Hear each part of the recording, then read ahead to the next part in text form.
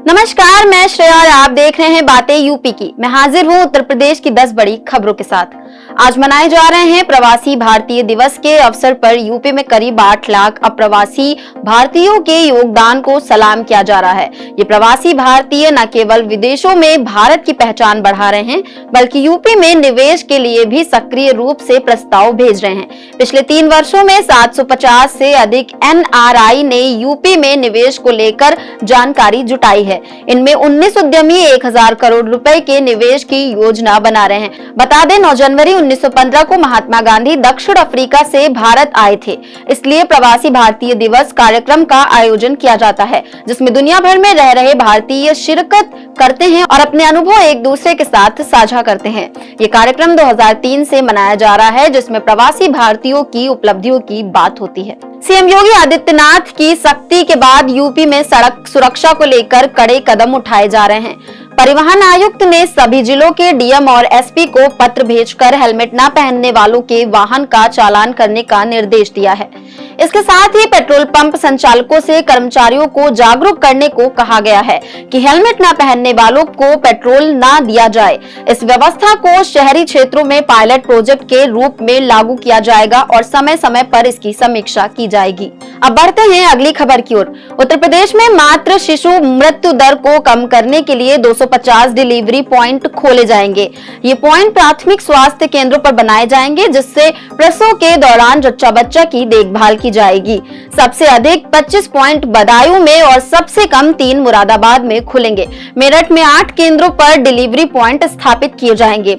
इन केंद्रों में सभी आवश्यक प्रसव उपकरण होंगे। राष्ट्रीय परिवार स्वास्थ्य सर्वेक्षण 5 की रिपोर्ट के बाद ये कदम उठाया गया है, ताकि संस्थागत प्रसव बढ़ाए जा सके और मातृ शिशु मृत्यु दर को कम किया जा सके। महाकुंभ 2025 में संगम स्नान करने आए श्रद्धालुओं को अयोध्या स्थित राम मंदिर का अनुभव होगा। ये यमुना पुल के पास परेड में भगवान राम के मंदिर का प्रतिरूप तैयार किया जा रहा है, जिसमें भगवान राम की प्रतिमा रखी जाएगी। मंदिर का निर्माण प्रयागराज मेला प्रशासन द्वारा किया जा रहा है और 22 जनवरी को इसके पट दर्शन के लिए खोले जाएंगे। पिछले साल इसी दिन अयोध्या में राम मंदिर का उद्घाटन हुआ था। इस निर्माण में पश्चिम बंगाल के 70 से अधिक कारीगरों ने योगदान दिया है। अब बढ़ते हैं अगली खबर की ओर। उत्तर प्रदेश बोर्ड परीक्षा 2025 के लिए विद्यार्थियों के नाम और रोल नंबर की सूची जारी कर दी गई है। ये सूची माध्यमिक शिक्षा परिषद के क्षेत्रीय कार्यालयों में पहुंच चुकी है और सील बंद लिफाफों में भेजी जा रही है। 23 जनवरी से पहले ये सूची 15 जिलों के जिला विद्यालय निरीक्षकों को उपलब्ध करा दी जाएगी।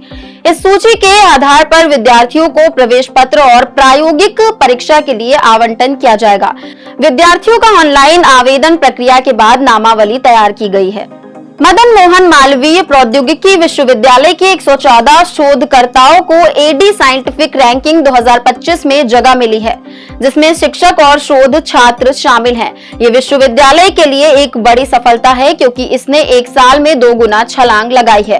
पिछले वर्ष के मुकाबले इस बार विश्वविद्यालय की रैंकिंग में आई 10 इंडेक्स के आधार पर सुधार हुआ है।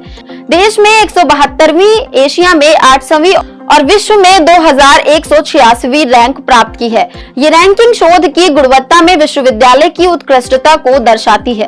प्रयागराज महाकुंभ के दौरान यूपी सरकार ने डबल इंजन सरकार की 7 वर्षों की उपलब्धियों पर आधारित 40 पेज की बुकलेट जारी की।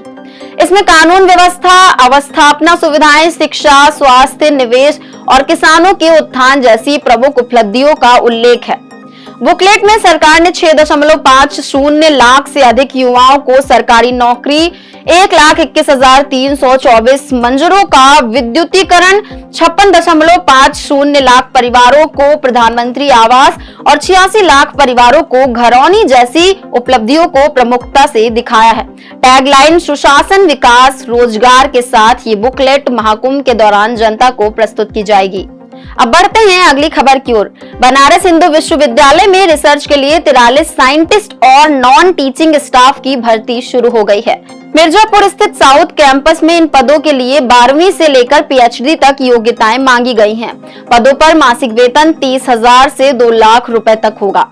आवेदन 6 फरवरी तक ऑनलाइन किए जा सकते हैं। नॉन टीचिंग स्टाफ के लिए आयु सीमा 18 से 35 वर्ष तक है, जबकि साइंटिस्ट पदों के लिए आवेदन शुल्क 1,000 रुपए है।